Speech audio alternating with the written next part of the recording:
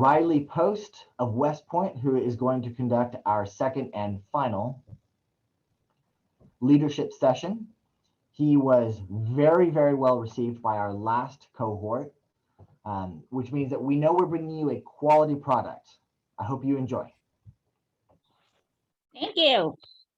Well, hi everybody. It's nice to meet you, Michael. Thank you for the kind introduction. I'll try not to disappoint. So, hey, today we're gonna talk a little bit about leadership, and I feel anytime we do this, I always have to say a few things. One is I'm a student as much as I am a teacher about leadership, and hopefully you guys are all the same. I think you're all in this program probably because you have some leadership experience and you want to be a better leader.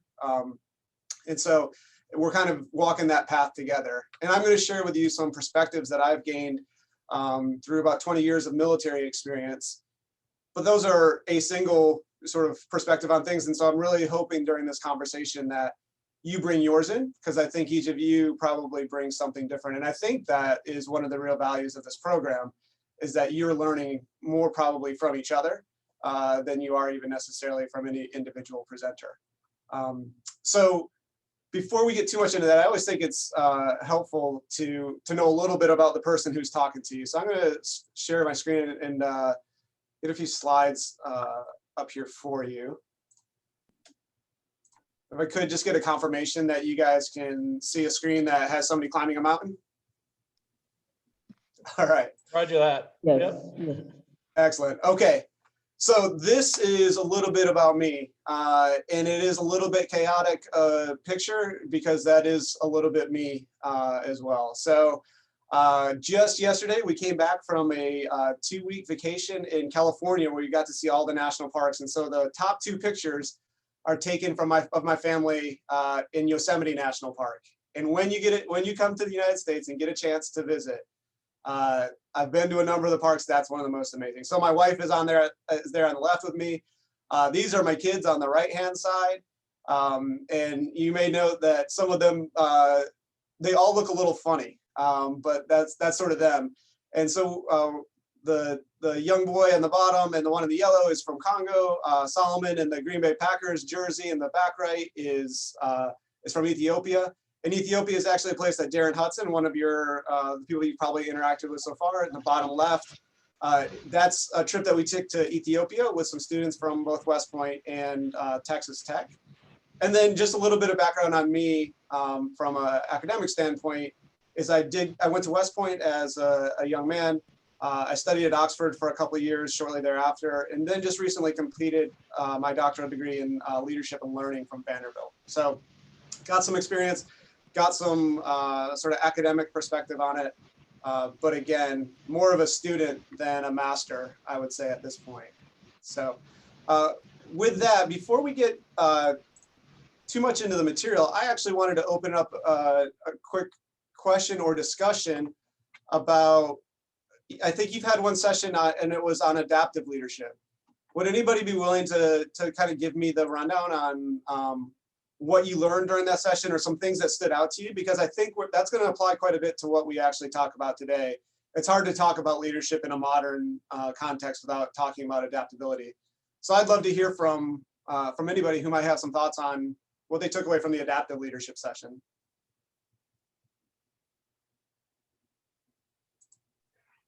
Well, I learned that change is inevitable. And I mean, we all go through change at some point in our lives. Therefore, we have to come to terms with how to accept and learn to live with that change.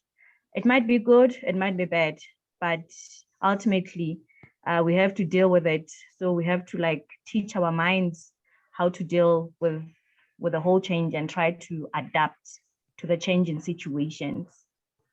That's fantastic. Molesty, is that how you say it? Maliti. Okay. Maliti. Maliti?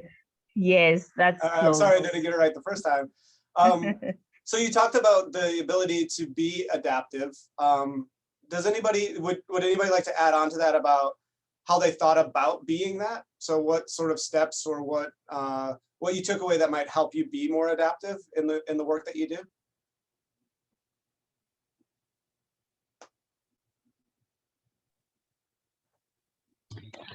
For me, during that, how can I say it?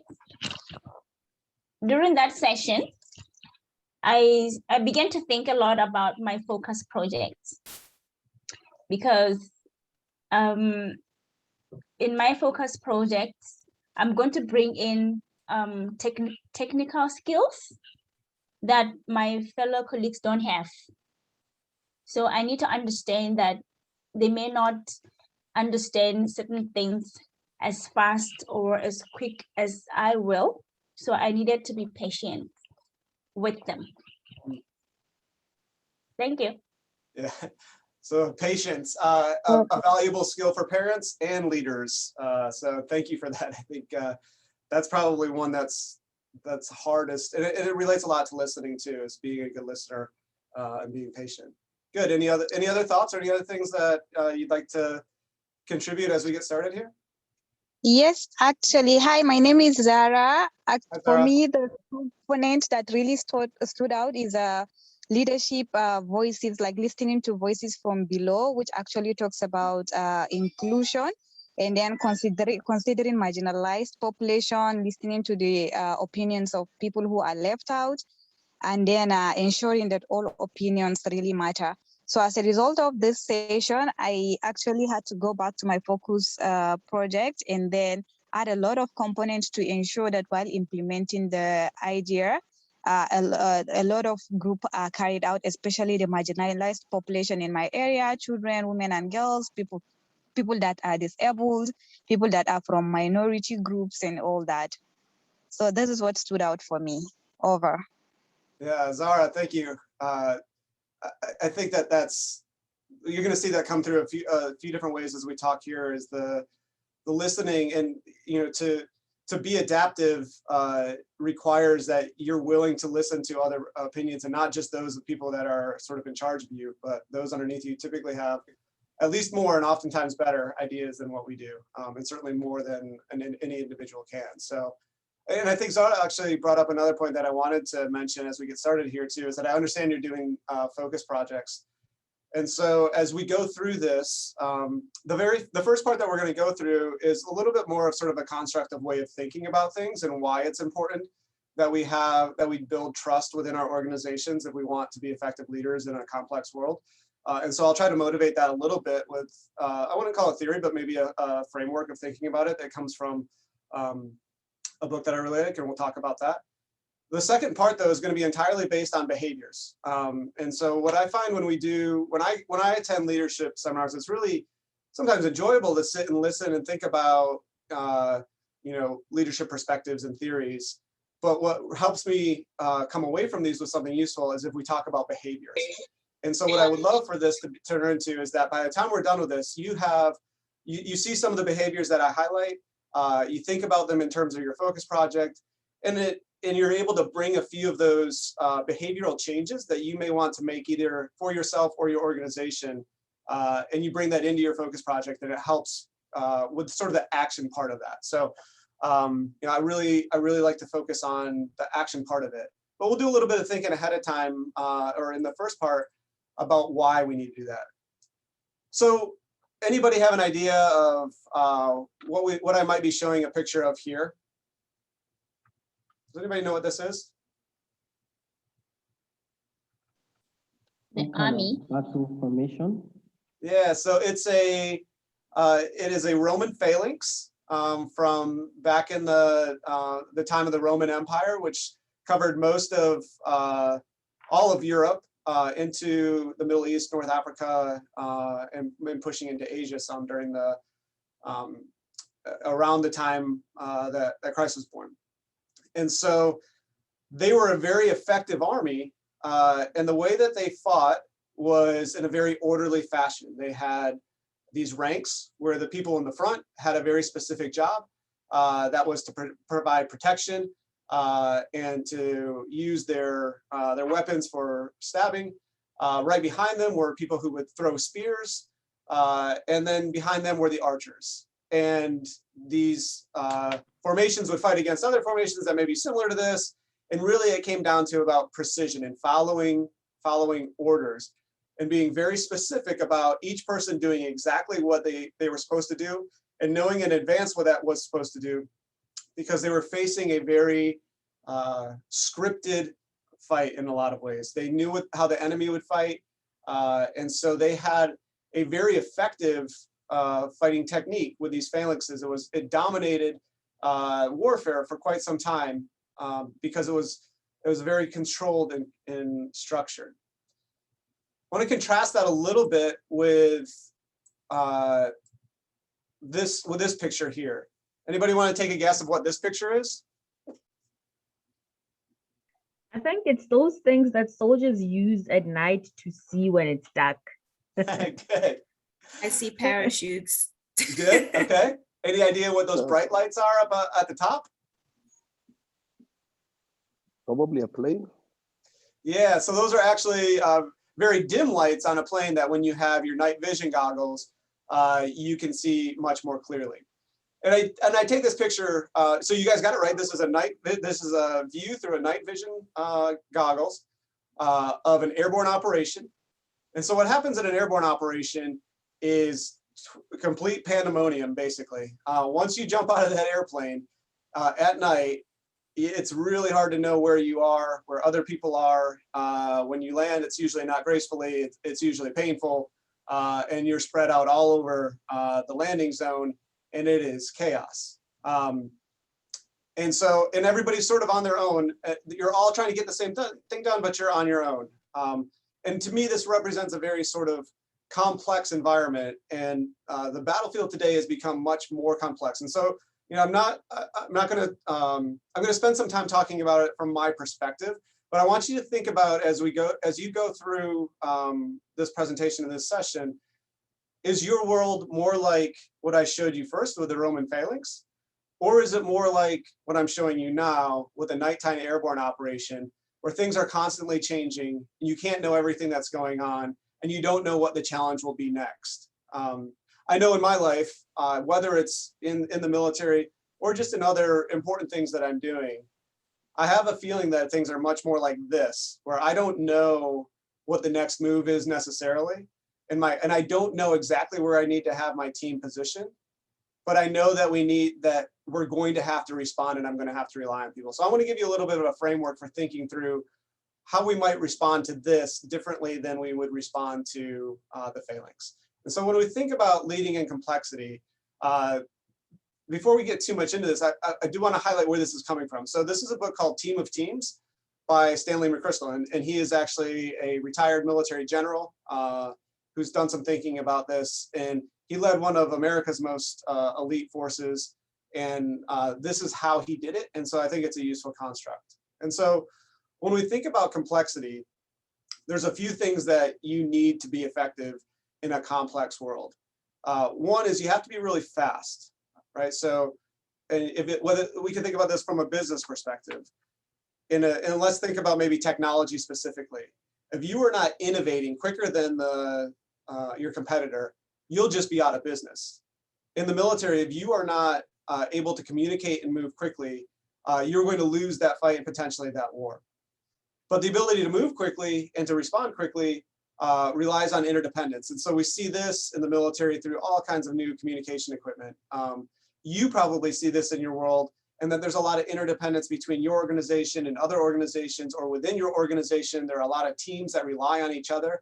And General McChrystal's thinking of this is that there is not a single team. Every team that we lead is a team of teams, right? So if you're in an education setting, that's oftentimes a team within a classroom, that's within a grade, that's within a school, that's within a district. But then you have other teams. You have the language team, and you have the sports team, and you have the drama team, and they're all working together. And it's a very complex situation. Because of that complexity, we have to be adaptable. And this is why when I heard that you guys had learned about being adaptable leaders, I thought that was very interesting. And it's a nice connection here. And so from the team of teams perspective, you can't operate in a complex world unless you're adaptable.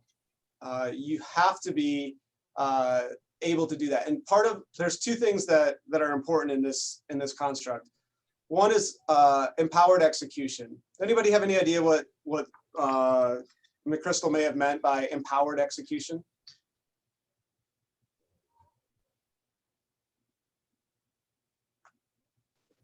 Well, I think he's trying to say that before you execute any plan, you have to have you have to know what you're dealing with, like be knowledgeable in that particular field, if I may say so that you can actually execute well. Well, that's what I think. Yes, you're right. And what he believed is that every member of the team had to be empowered with that knowledge, and that shared consciousness is what he referred to, that everybody kind of understood what was the purpose and what the organization was trying to accomplish, so that an individual could act quickly without having to wait for that boss to approve the next step that his boss would approve or her boss would approve, and so on and so forth. It had to be done at the lowest level possible. And so this is a key part of this adaptability. And as you're thinking about building your teams and leading organizations, is that if you can get individuals at the lowest level to take action without you having to approve that, you can move so much faster and be so much more effective and harness those ideas that are coming from this lower level. But the key to all of this, he would say there's two things that are necessary to be able to do these. One is common purpose, and we'll talk a little bit about that here in a second. And that's just the idea that everybody has the same large picture goal in mind. But the thing that we're going to focus on today is trust. That you cannot operate well in a very complex world that's very competitive if you do not have trust within your organization, between people, between organizations, between teams within your team. It is not feasible to do this. You won't be adaptable. You won't have that empowered execution. You won't share information that's necessary, and that's going to slow you down. It's going to break that interdependence, and that complexity is going to eat your lunch. And so this is sort of the premise that we're going to operate under today, is that this trust within an organization is critical. And so what we're going to focus the rest of this talk on is how do we build that? What are some behaviors we can take to build that trust? Before we do that, though, I want to open it up for any questions here. Does anybody have any thoughts or maybe critiques of this based off of your experience? Are there things that you notice or disagree with that you would like to highlight before we move on?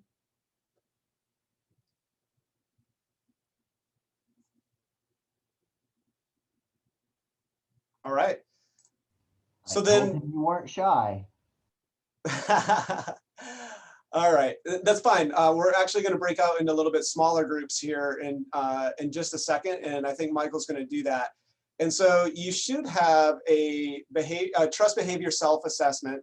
And I know that I had sent out one yesterday, and then we got a new one. And so I just want to show you quickly the one that I'd like you to work on. I'll share that on my screen here in just a second. Let's see here. Stop this one and share a new one.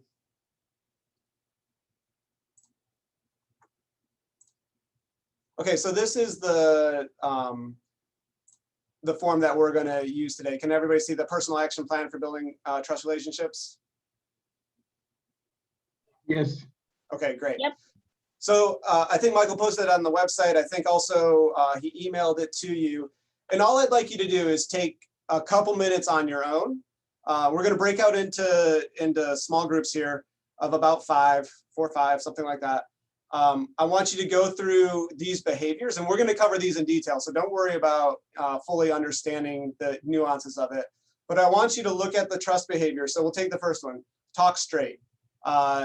Do you talk straight? Do you say what you mean? Or on the opposite side, do you lie, spin, tell half-truths, double talk, flatter? So for example, talking straight might be telling somebody that they need to improve on the work that they're doing. The other might be, oh, you're great, this is fantastic. And then behind their back telling everybody that you're disappointed with their work. So take a few minutes, go through this. I'd say limit yourself to a couple minutes to kind of put yourself somewhere on this scale, and it's, be as honest as you like to. And then we're gonna take the rest of the time with the group, the small group, to just kind of talk about things that stood out and things that maybe made you think.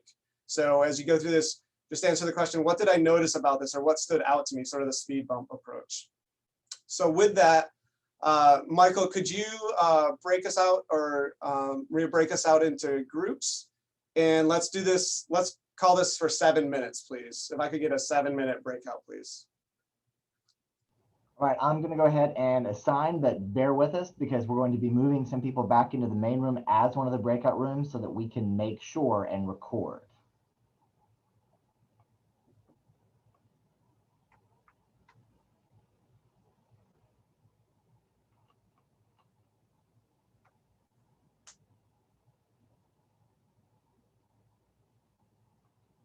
Just checking a couple of things.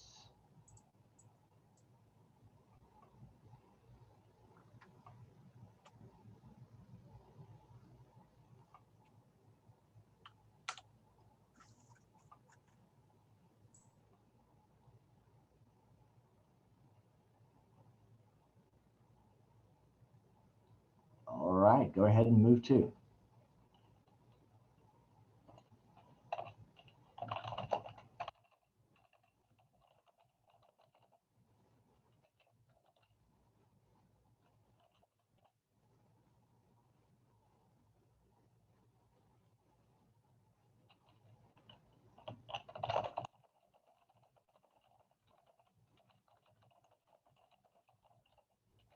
Hey, Michael, are you bringing back the one from each group?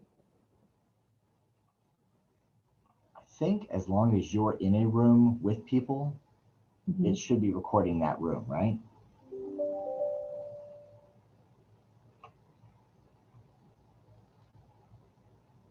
Okay, put me back. You had me in 4, right? Where did you go? I guess just assign me to any, and then I'll go there. I'm looking for you. Like, I literally can't find you.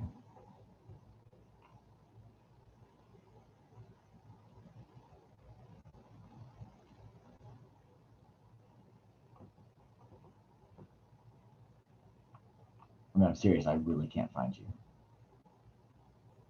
Okay. Are we Great. moving people back in the main room? Okay, I found you. Okay, I'm going to. Let's talk about the different elements here. Yeah, good question. I It don't was think weird. I don't think we put Yeah, go ahead. I don't think we actually put scores, but rather we're going to discuss the character, the competence, and the commitment.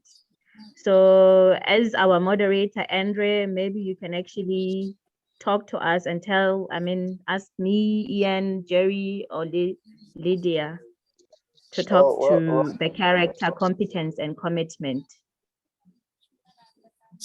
otherwise, Well, we have Riley is here. Riley. Yeah, so Riley can take it over. Thank you. Yeah, please, is there a question? Yeah, I'm happy to answer any questions. Please go ahead.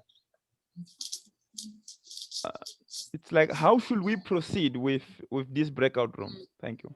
Yes. So you should have that the form that I showed on the screen. Do you have that available to you? Trust behavior, Yeah. Yes, we do.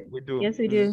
Okay, great. So what I'd like you to do is just sort of read through those 13 different attributes or behaviors, and maybe pick 1 or 2 that you find challenging. So for the one that we started with is talk straight.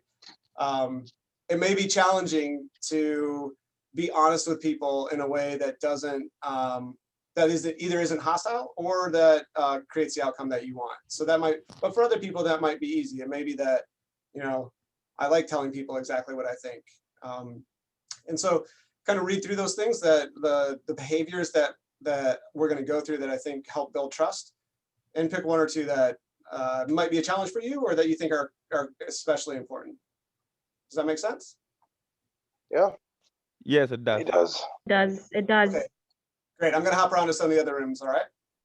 Okay. Okay. Thank you.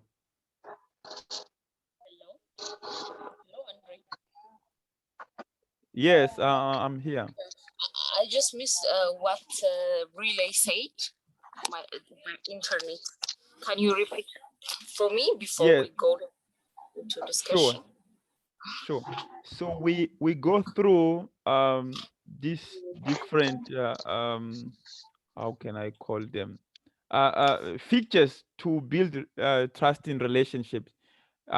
Discussing which ones we find that we easily practice them, or the ones that we find them more challenging to practice. Okay, got it. Okay, so let's start with, they did not give us time, right? We don't know No, for how that long. we have 7 minutes maximum. Yeah. Okay, so we consider 7 then. Yeah. Yeah, so the first one. Oh, 3 minutes remaining. Okay.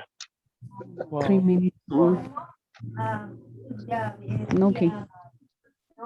So I just hope you I'd all like to have. start, Andre. I'd like to start. Please go ahead. Yeah, go Because ahead. I think time is moving, it's not on our side. Well, with the first, on the corrector side, the one that I find challenging is creating transparency. I mean, as a civil servant, sometimes I have to withhold information. Remember, there's that notion of what you call it, but yeah, sometimes you don't have to like talk about everything. So sometimes I have to withhold information. Well, it's not so nice. I don't like it sometimes, but I find my job requiring me to do that at some point. So that would be my first challenge, creating transparency. So I you do also that find to it. keep, you do that to keep people safe or to help them? I don't know. Yes, in order to keep people safe, because you can't tell as a civil servant, not everything should I should divulge to the public to keep others safe. With competence. Okay, can somebody say something? Okay. Yeah. Regarding the transparency in the public sector, especially, there are things that are actually have to be known for the public and have to kept confidential to ours when it comes to some aspects. So how do you? Okay. It might not relate, but I was just asking or something. This is also the same challenge that I'm having in the past. You don't have that challenge anymore? I improved it a little bit, but still have. Okay, let's jump into competence. Maybe Jerry, you want to say something about this area of competence?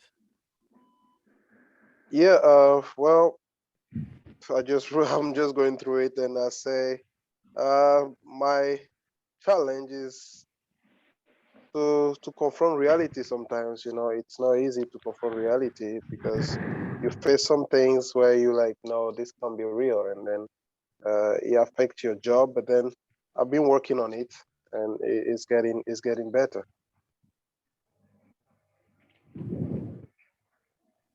Yeah, you can take over. Well, okay. Well, just looking at the time that it's already gone, just 6 seconds. That's true. Sorry I about don't that. think it's worth talking. Mind people around me. Sorry, Tony, we got shifted back to the main room. we were having a discussion. Tony was giving a talk, and sort of disappeared, and then came back. Yeah. Yes. I hope so too. I hope so. Yeah. Okay. So for the larger group, Tony was making a great point, which I think Riley can follow up on this. We talked about this idea of toxic leaders, who when you're trying to criticize somebody above you, or you're trying to offer advice for somebody above you, they're not always very receptive to that. And, that's a challenge of how to interject yourself. So I'll turn that back to you, Riley. I'm going to turn it right over to Tony. I would love to hear Tony's thoughts on it.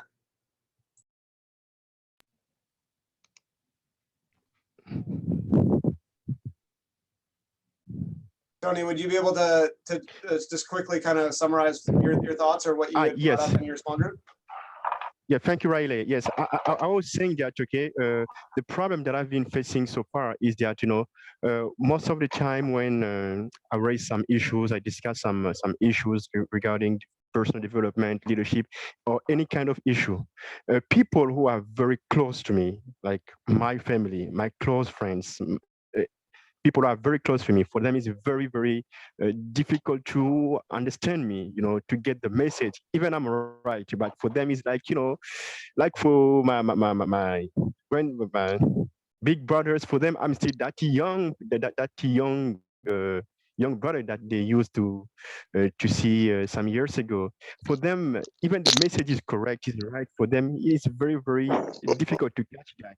But for people who are very far away from me, for them, it's like, suddenly they understand. They say, oh, you are right. So if it's not right, they say it's not right, but this is how it should be. The discussion try to be more, more interactive without getting any emotional. But with people who are very close to me, kind of difficult. So, and makes me very difficult to manage that. And I need some advice on that. Well, I think we have 25 or 30 people with perspectives on that. Would anybody like to join in on the comment from Tony that he finds it easier to lead and communicate sometimes with people that he's not as close to, as opposed to people that are close to him? Any thoughts on that? Yes, maybe I can come in and say something. Please do. Hello? Yeah. Okay. I was saying that I grew up in a culture that says that adults are never wrong. And I think this is a shared culture for most African parts, where people say that adults are never wrong. And growing up like that as children, we tend to not open up and say issues. And at the same time, we tend to create lies and sometimes just to fit in and maybe just try to seem respectful. But when we actually maybe are right, or maybe we actually have a point to make. So in most cases, I feel like the best way to start is to start from your area of strength. For example, I'm a pharmacist myself, so it's easier to win the trust of the people around me when I'm talking about medicines and drugs.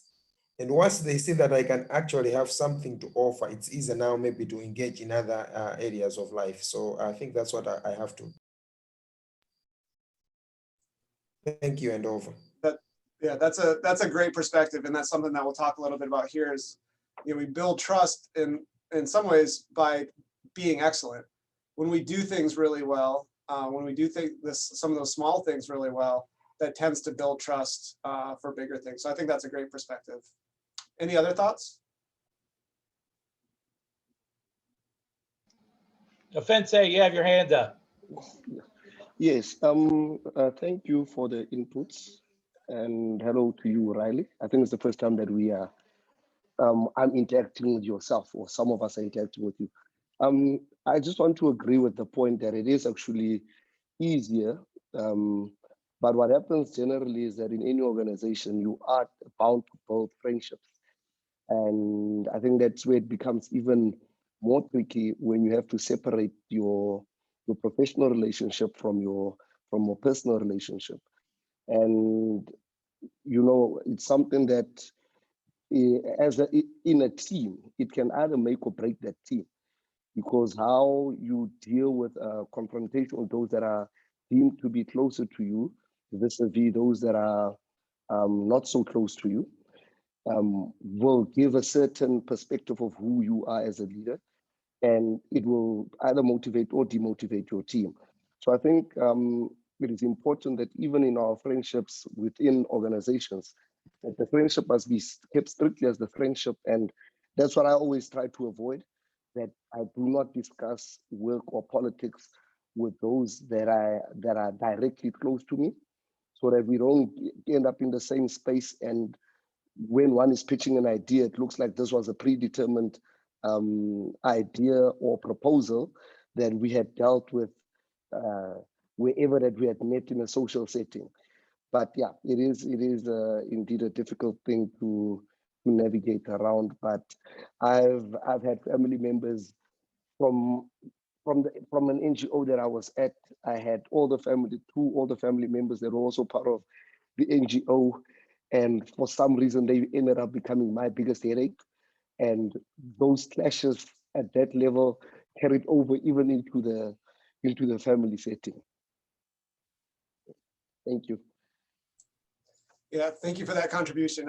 I have similar challenges. I would want to know one thing that's a little bit maybe culturally different for us. I don't know if it's true that that kids always assume adults are always wrong. I think I saw somewhere in here that this culture assumes adults are always right. And American culture may be the opposite, where we assume that at least our younger generations assume they're always right and adults are always wrong. So, but I think that's just a unique feature that you do work with. I'd say one thing too is that as you mature in leaders, here's an opportunity for you to model that within your organization as well. Likely you have, some of you have younger people that work for you, and honoring them and showing that they have valid ideas is a way to sort of model that within your organization that may bear fruit for you when or you're asking others to trust you. So, all right, let me share my screen again here, and I'd like to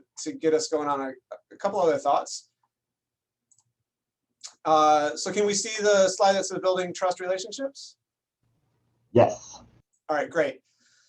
So we're going to talk about 13 behaviors, and those were on your sheet already. And as we go through those behaviors, I want you to think about how they could sort of be classified into maybe three different bins, although they do overlap. But from my perspective, and sort of the way that we think about things in the military, is that to be trusted, you have to be a person of character, you have to be competent, and you have to be committed. And it can vary in different things. And trust is one of those. Trust is a little bit nuanced. I may trust my wife to treat me well, but I might not trust her to pull out my tooth if I have a toothache, right? I would trust a dentist to do that, but I may not trust the dentist to fix my car, right? So there's this sort of triad of things here that the person has to be reliable, but they also have to be good at what they're doing, and you have to know that they're committed to that cause. And so we're going to walk through 13 behaviors and these aren't all inclusive, but they are 13 that I think are really useful. And they come from a book called The Speed of Trust. And so I want to give credit where credit is due here. It's a book by Stephen Covey that I think has a lot of sort of practical hands-on type of things for you to think about. So we're going to work through, I'm going to go through these relatively quickly. And then what I'd like to do is finish up the session with us going back out into breakout groups for about 5 minutes, where you think about these 13 behaviors in terms of your focus project. So maybe as I'm rolling through these, if one resonates with you, think about how that might apply to your focus project. So with that, I'm going to move us into the next little part here. All right, so talk straight. We've already talked a little bit about this. So talking straight is really about being honest and telling the truth and giving that honest feedback.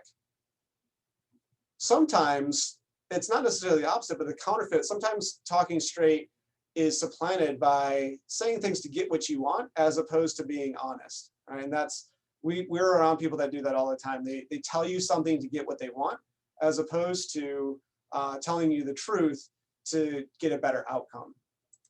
And so ways that we can think about building trust in this area is first ask yourself, why do I fear talking straight? And I think I saw in the comments a number of people that that said it was hard for them to be honest. Is it that you aren't confident, or is it that you don't want to hurt that relationship?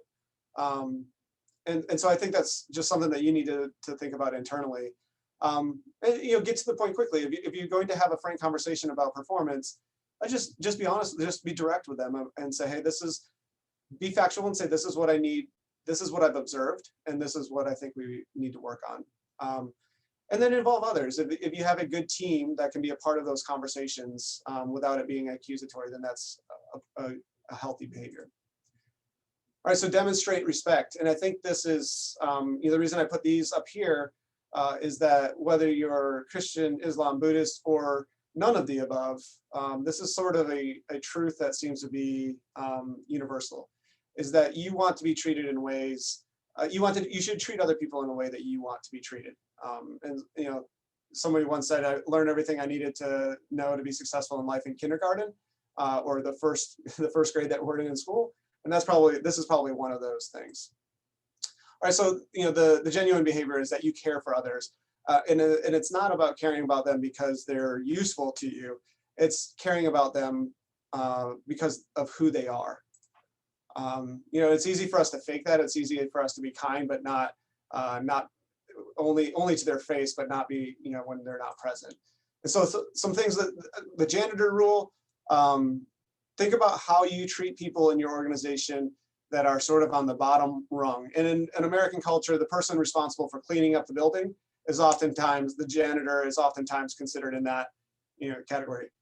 Do you treat that person with kindness and respect? Or do you think that they're there just to serve you?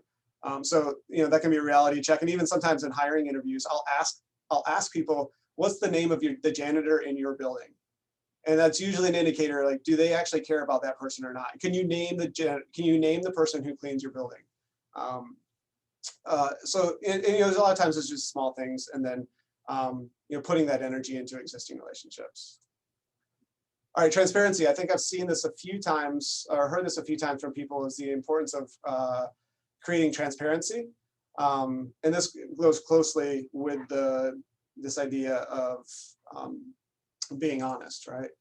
And one of the things that will undermine your organizations quicker than anything else is hiding information from people that need to know it. If we think about going back to the shared consciousness, one of the leaders that I had, whether he was writing an email to a senior leader in the organization or a junior member of the organization, he included everybody else on the team on those emails and shared that information with everybody. So this shared consciousness helps with the transparency and helps everybody that buy-in so that they can respond quickly. All right, if you're withholding information, we should probably ask, one, first, am I doing it? And two, why? And so then the other side of this is sort of that practice of being vulnerable. And this, we'll get into the mistakes here in a little bit, but have you admitted within your organization that you made mistakes? Do people assume that that you think that you're perfect, or that, you know, you require people to be perfect? When you can share that vulnerability of being imperfect, the rest of your team will rally to that and will typically also be willing to make mistakes. And that's important if you want to move quickly in this world. You got to be able to make mistakes. All right. So this gets into sort of that the righting wrongs, gets into, am I willing to admit mistakes? Am I willing to go back to that person and fix that up? Or do you find yourself in situations where you know you've made a mistake, trying to spin it, cover it up, make sure nobody knows that you made that mistake? Again, being willing to show your team that you are vulnerable and that you make mistakes is one of the best ways to make them feel free to take chances, because they know that it's not a zero tolerance sort of environment. So just a question to ask yourself: when you make a mistake, what do you do? Do you tend to try to make sure nobody else knows about it? Or do you tend to share it so that other people can learn from it? And same thing when other people make mistakes, how do you respond to that? I think is a question that's worth asking.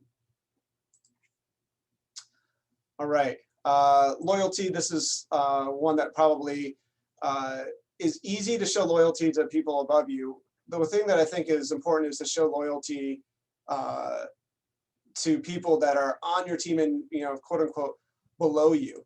Do you give credit to those people, or do you take that credit for yourself? Do you gossip behind their back, or do you actually do you say the same thing to them whether they're there or they're not there? And I think that's important, you know, where that credit is going. And loyalty to me is usually about who's taking credit for what. Are you giving that credit to people? I think if you're able to, one of the things that I found is that if you will stop people from gossiping in front of you, they know then that you're not gossiping about them when they're not around. And that's a huge, that goes a long ways towards building trust. And if we believe that that trust is important for being effective, one thing that you can really do quickly is to ask people not to gossip around you, especially as a leader. All right, this is one that we talked a little bit about. Is it's all well and good to be, you know, a kind, loyal person who is always there when, you know, somebody needs a hand. But if you don't get things done, you are not going to be trusted in your organization. And so this is about getting results, and it's not about being busy, right? So a lot of times I think one challenge I would offer to you is that what we don't want to do is show that we're really active. What you should be focusing on is making sure that you are being productive, that you are creating the results. It's really easy sometimes for us to just do the thing that, you know, just to be active, but we want results, all right? So what does that mean? Ways that you can build trust is try to think about and figure out in advance, what are the results that we need? And you know, it's at least an adage in American life is under promise and over deliver. So don't say you can do more than you can. Just, you know, be sort of understated about it.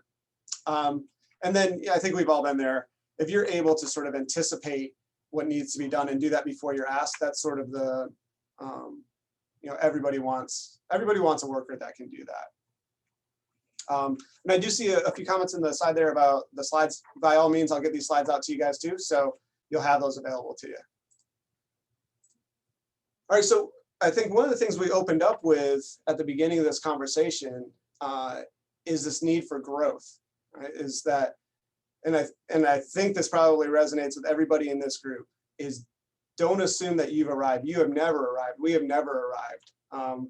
Be a learner, and that's why you're here. You are here to learn, and so I'm glad. I think this one's probably one that most of you can easily check the box on. But don't let that learning turn into just knowledge. And that's, you know, one thing I will tell you as somebody who does work with leadership stuff. It's really easy to sit through these sessions and be excited about what you learned. I challenge you, take this and apply it to something directly. Think about what it is that it's going to be incorporated into. All right. And one way that you can get better is to ask those people around you. Remember how we talked about being vulnerable? I want you to be vulnerable in the sense that you could ask people around you to say, what should I continue doing? What should I stop doing? And what should I start doing? It's very simple. You can ask the people that work for you or that you work with to get that feedback. And remember, feedback is a gift. Anytime you get that feedback, whether you like it or not, you should thank the person. You should tell them that you appreciate that their perspective. You might not agree with it, but it is still valuable for you. All right, so confront reality. I think it's really easy for us, and in some cultures maybe even more so than others, to just avoid conflict, to just let it go. Don't, you know, if there's something wrong, just ignore it. But when we do that, that tends to erode trust in organizations. If we know that something isn't right and we avoid it, people stop trusting. People stop trusting your judgment and your willingness to do what's right. And so what can we do? Again, usually this is an internal issue. Very similar to talking straight is ask yourself, why am I not willing to address this question? Why is this issue something that I just avoid? And really it's about treating other people like adults. You would, if somebody had an issue with you, I think almost everybody would want that feedback and that person to come directly to you instead of to just ignore it. So give other people that respect that they deserve and give them that honest feedback and confront them in as far as reality goes. All right, this is a big one. Clarifying expectations is really about communication. So I'm not sure how many of you do this on your teams already. One practice that we have in the Army is that before we start a project or before we start a mission or before we start even a rating period for the year, we clearly lay out what it is that we're trying to accomplish and what is expected of each person on that team. And so this is one thing I challenge you to do is make sure that everybody knows what the expectation is ahead of time and renegotiate that as you go. It's possible that things will change as we go along. But being clear about that is really important. One technique that we use in the Army is that after we decide to do something and we've created a plan, I will ask one of my junior leaders, someone who's below me, to brief me back on what we're doing. And if they can't explain what I explained to them, then I think probably there is work on my part to be more clear about expectations. They should be able to articulate the plan as well as I can. Accountability is very similar to some of the things that we've talked about already. There's a fine line between accountability and blame. But if you are holding yourself accountable first, and again, this is, goes back to those ideas of making mistakes and that being okay, others will do the same. So we take responsibility for our actions. And when we're using accountability, it's not about blame. It's about making sure that people understand why something didn't happen so that we can be better. All right. So close the window, focus on the mirror. Usually before we start giving hard talks about accountability, we need to just look inward first. Make sure that we are doing those things that we're supposed to be doing. All right, a few more, and then we'll get into just a little bit of discussion here. So listen first. Maybe this should have been the very first thing that I put there. I think being a good active listener is actually going to help solve a lot of these other issues that we have first, even if it's about confronting certain challenges. So if you think about it, if you're listening, you're able to understand. Listen to understand, not listen to defend. Right. So how many times do we find ourselves we're listening to somebody so that we can come up with our counterpoint or we can come up with our winning argument? Instead, listen to understand what that person is saying, and you will learn a lot more. All right. So yeah, this is what I normally do. And to Tony's point earlier about people close to you, I think I do this with people close to me more than I do it with anybody else. My wife would be a good example. Is, if we're not agreeing on something when she's talking, most often I'm thinking about what I'm going to say next to make my point, and that's not a good attribute. And for some free marriage counseling for you here, it's also not a good way to endear your wife to you. So take that one for what it's worth. All right. Again, listen to learn, not to respond. You're trying to understand that person and use your body. Body language conveys a lot about what you're doing and what you're thinking. So lean in, have an open stance towards somebody as opposed to folding your arms and being closed off. All right, a couple more. Do what you say, say what you're going to do and do it. Stick with it. This one's sort of self-explanatory. Don't intentionally try to be vague. So when you find opportunities, especially early on, we talked about this too, that ability to earn trust, do it with the small things and people will learn to trust you. And then also I think for you and for me, people who are ambitious, learning how to say no is probably just as important as anything else. When people ask you to do something that you're not gonna be able to do well, I want you to be able to say no. All right, and here's the last one. If you want your organizations to be trusting organizations, you need to practice extending trust to other people. Right? So what does that look like?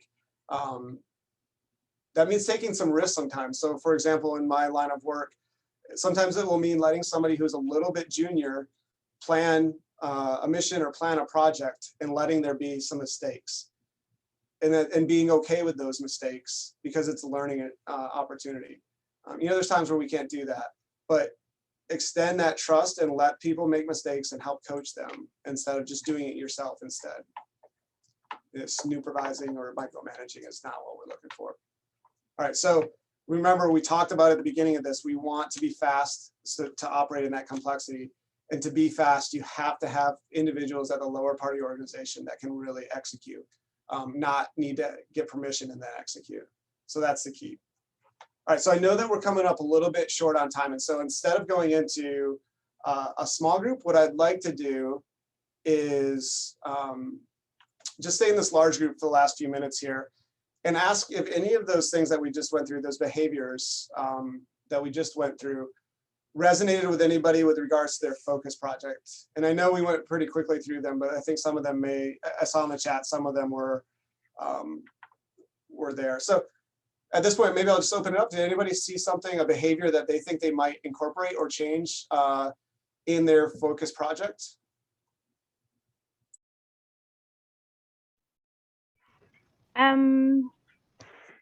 Listening first. For my focus project, when I was talking to my coach, he actually told me that I have to start asking questions. Now, when you ask questions, it means you're going to listen to the people that you'll be asking questions to actually get to know what the people need, not what I, Malizia, would like to do for them. Rather, they help me to go forward with my focus project because the questions are actually going to let me know what they need by listening to them first. That is so spot on. I think that applies to probably every focus project. If we can be better listeners and ask better questions, we'll be better leaders. So thank you for that. That's fantastic. Anybody else? Nakaru? I see you have your hand up.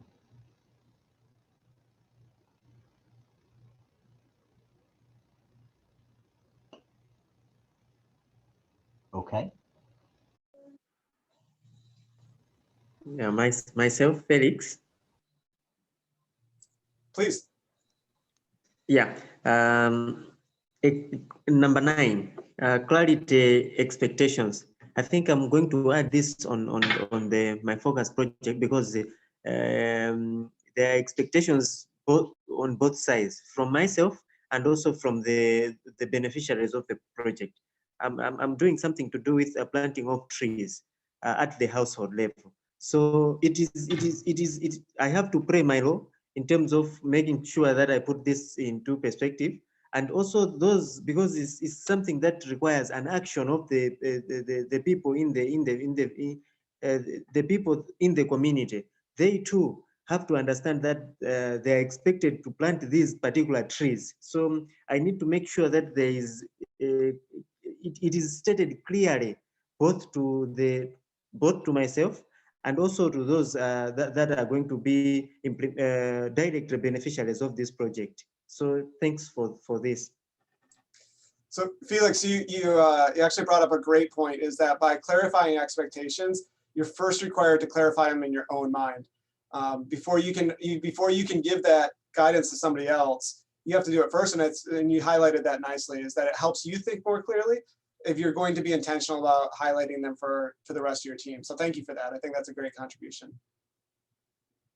Thank you. Perhaps one more comment and then we'll need to wrap things up.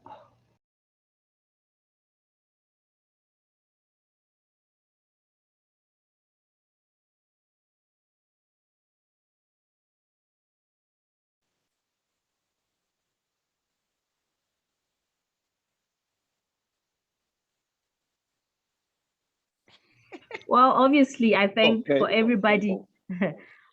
Oh, sorry, Offense, you can go because I think we have it. Oh, but okay, fine. Let me be quick. I think for everybody, for all of us, obviously, we have to deliver results. So at the end of the day, with our focus projects, results have to be there. So I think that is also one of the vital, important elements for all of us delivering results.